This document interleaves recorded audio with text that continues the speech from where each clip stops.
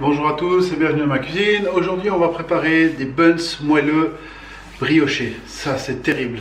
On va utiliser la technique un peu des brioches et un peu la technique du tongzong. C'est une technique qui est utilisée au Japon pour les petits pains au lait.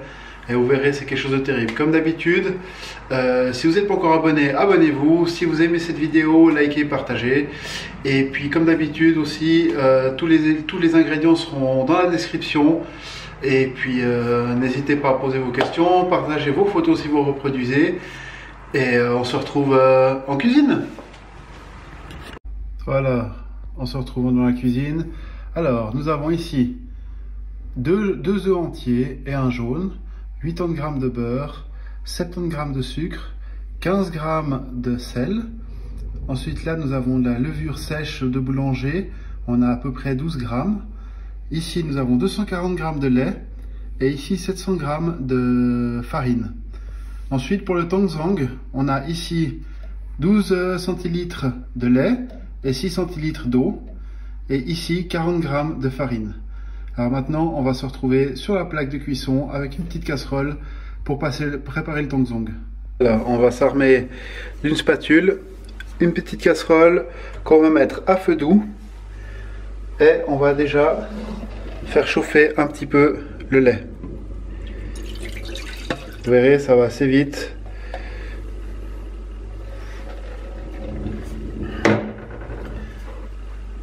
Le but, c'est de faire cuire et que ça devienne à peu près, niveau consistance, celui de la béchamel.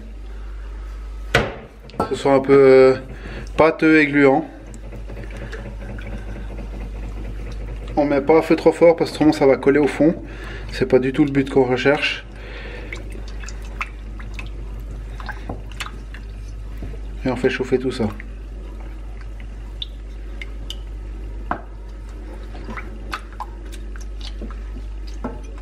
En général, ça prend à peu près une dizaine de minutes. Donc on se retrouve juste après. Voilà, notre tongzong il est prêt. Là-dedans, j'ai mélangé la levure dans le lait, bien brassé. Le tongzong, voilà à quoi ça ressemble. Ça fait une espèce de pâte qui ressemble à une béchamel un peu. Et maintenant, on va commencer à préparer la recette. Alors, dans mon batteur, j'ai mis ma farine. Je vais y mettre le sel et le sucre. Et je vais déjà allumer mon batteur pour déjà mélanger ceci à la vitesse numéro 1, la minimum.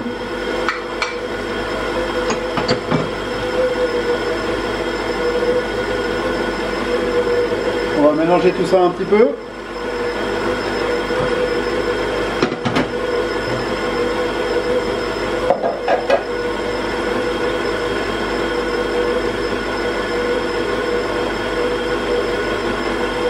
Et maintenant, on va arrêter le batteur. On va y ajouter les œufs. Donc 2 œufs entiers et un jaune. Voilà, j'ai mis mes œufs. Et on recommence aussi à mélanger tout doucement. On laisse bien pétrir la pâte.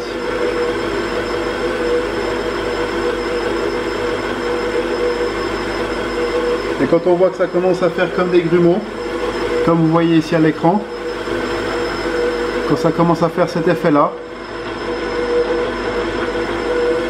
on va ajouter le lait mélangé à la levure gentiment. On peut le mettre en 2 ou 3 fois, ça va très bien. En général, je le mets en 3. Et on continue à mélanger.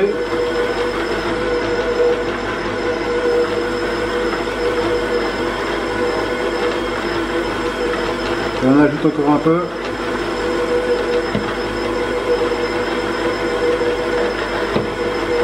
Et là on voit que la pâte commence à se former gentiment. Et on met le reste.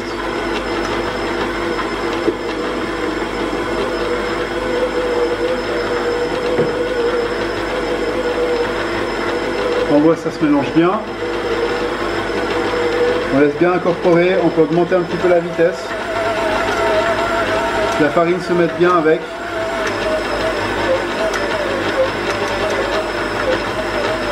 Voilà, quand quasiment toute la farine est incorporée, on arrête le batteur, on peut le lever et on va rajouter le tanzang.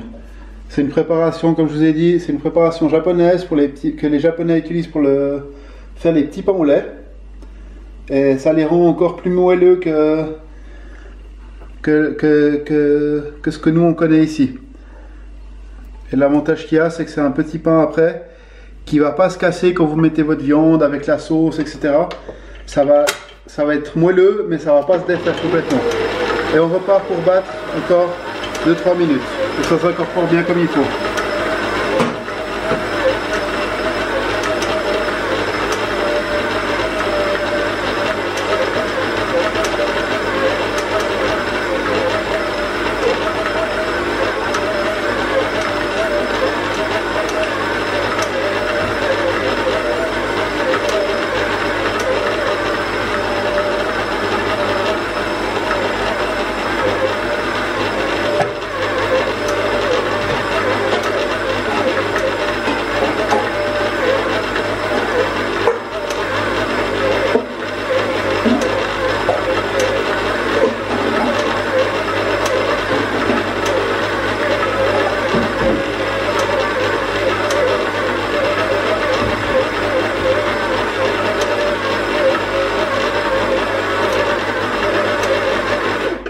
Là on voit que ça descend pas, donc quand c'est un cas comme ça, on prend une maryse et on ramène vers le bas pour que tout soit bien incorporé dans le pâton. Tac. On râle bien les bords. Voilà. Alors on met un peu plus fort.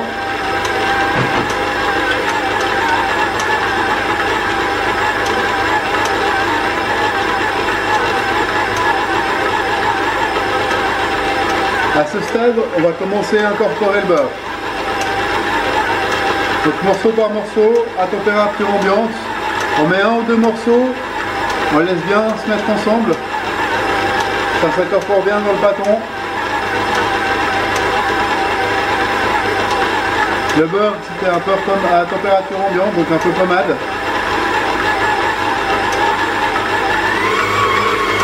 On va accélérer un peu.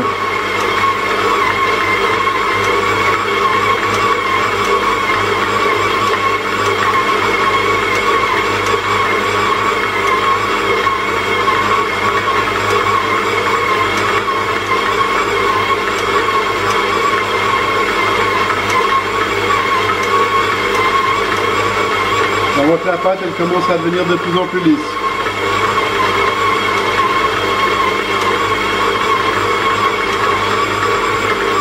On va laisser pétrir après, quand on a incorporé le beurre. Il faut regarder si c'est trop collant ou ça va encore. Si c'est trop collant, on rajoute un peu de farine, une cuillère à soupe à la fois. Et si c'est pas assez collant, il faut que ce soit quand même légèrement collant, il faut rajouter du lait aussi, une cuillère à soupe à la fois. Voilà, je mets les derniers morceaux de beurre et on laisse pétrir 10-15 minutes. On se retrouve dans un petit moment. Voilà, notre pâton, il est prêt. Maintenant, ce qu'on va faire, on va le débarrasser. On va mettre ça de côté. Et maintenant, on va prendre un plus gros saladier comme ceci. On va mettre un tout petit peu d'huile d'olive, l'équivalent d'une cuillère à soupe.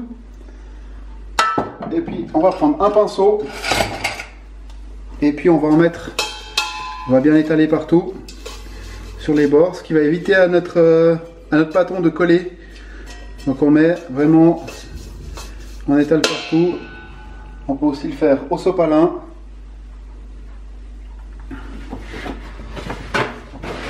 Un morceau de sopalin. On en met bien sur la paroi du bol. Et maintenant, on va prendre notre pâton,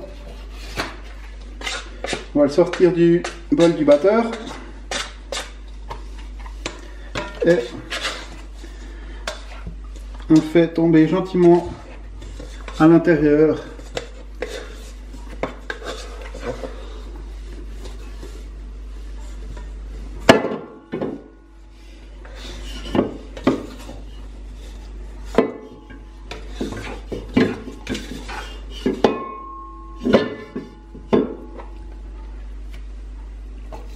Voilà, comme vous voyez, ça colle un peu au doigt, c'est normal. On récupère un peu tout. Tac.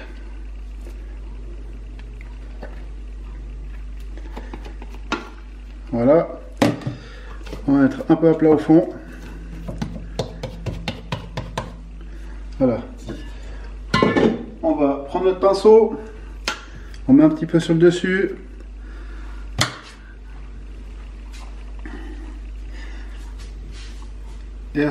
Et maintenant, je vais juste me laver les mains et je reviens.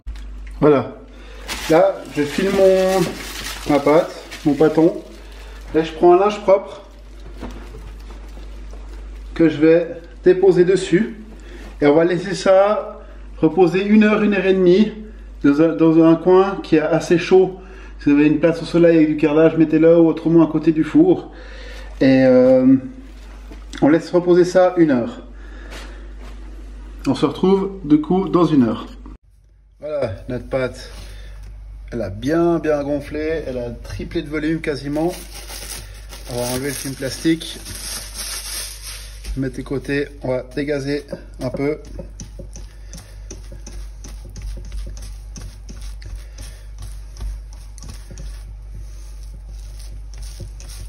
Elle est toujours un petit peu collante. Ça n'a aucune importance. Voilà, on va bien la dégazer. On va fleurir légèrement le plan de travail. Fleurir un peu la pâte.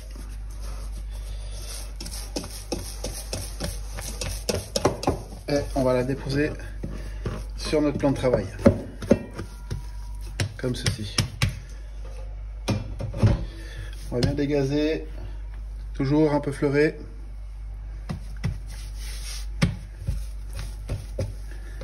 Voilà, tourner un petit peu.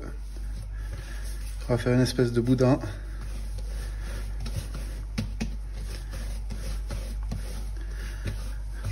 Voilà, comme ça. On va fariner un peu.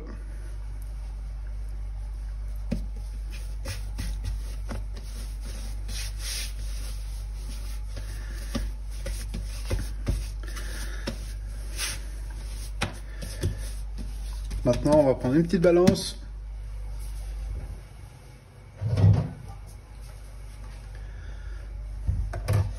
Et on va nous faire des pâtons. Si elle veut bien démarrer. On va faire des pâtons d'environ 110 ou 120 grammes, plus ou moins.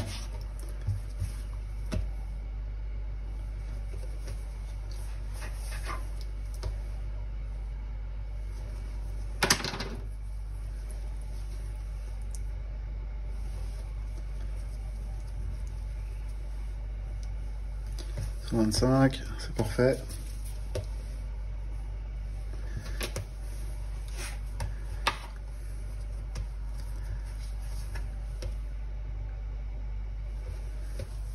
Voilà, on fait ça avec toute la pâte. Voilà, nos pâtons ils sont prêts. Comme vous voyez, ils font tous à peu près 120, 125 grammes. On va juste les mettre en boule. Pour ça, on replie les bords comme ceci. Et on joint bien au milieu. Et on la fait tourner un peu comme ça. Et on les met de côté sur une plaque. Pas trop serré, parce qu'on va devoir encore... On va devoir les laisser encore pousser une bonne heure dans un endroit chaud avec le film. Voilà, les derniers.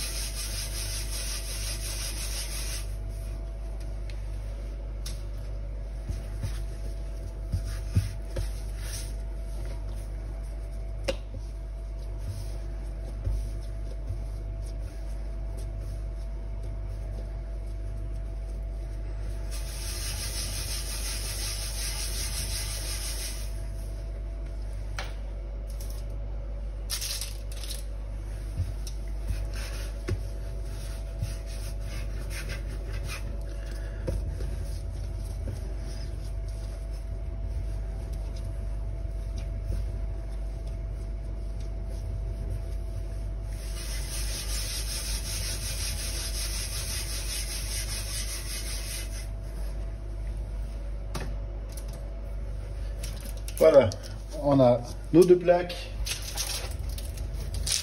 avec 12 pains.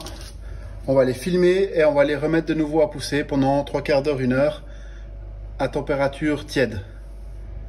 Voilà, notre pâte elle a bien gonflé. Maintenant on va passer à la dorure. Pas trop appuyer pour pas redégazer une deuxième fois. Autrement ça gonflera pas comme on veut, ce sera pas aussi moelleux.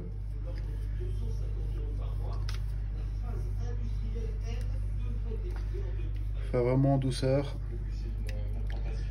Pour la dorure, j'ai mis 2 cuillères à soupe de lait et un œuf entier que j'ai battu. Et au pinceau délicatement,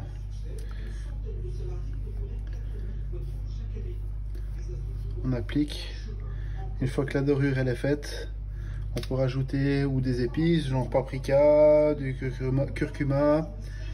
On peut rajouter des graines de sésame, de pavot, des petites herbettes de Provence. En fait, vous pouvez faire un peu comme vous avez envie, mais directement après la dorure.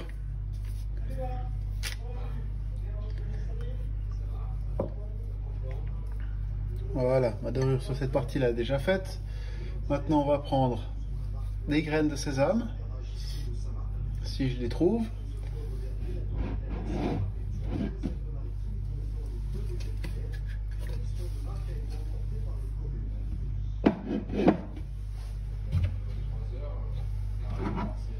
Alors, on prend des graines de sésame et on en dispatche un peu dessus. Faut pas en mettre trop non plus.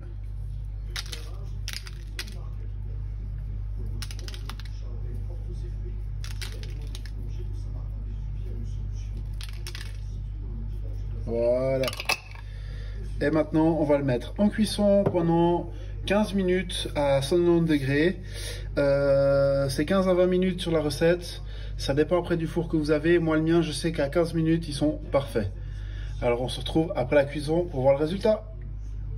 Voilà, ils sont sortis du four et regardez-moi ça, comme ils sont magnifiques. Moelleux, et quand on appuie, et ils regonflent. C'est magnifique. Retrouvez cette recette et plein d'autres recettes sur ma chaîne YouTube. Pour aujourd'hui, c'est terminé. Je vous souhaite une belle soirée et essayez de reproduire ça chez vous si ça vous dit. Abonnez-vous si ça vous a plu, likez, partagez. N'hésitez pas à lâcher un petit commentaire, ça fait toujours plaisir. Et surtout, bon appétit. Allez, à bientôt. Bisous.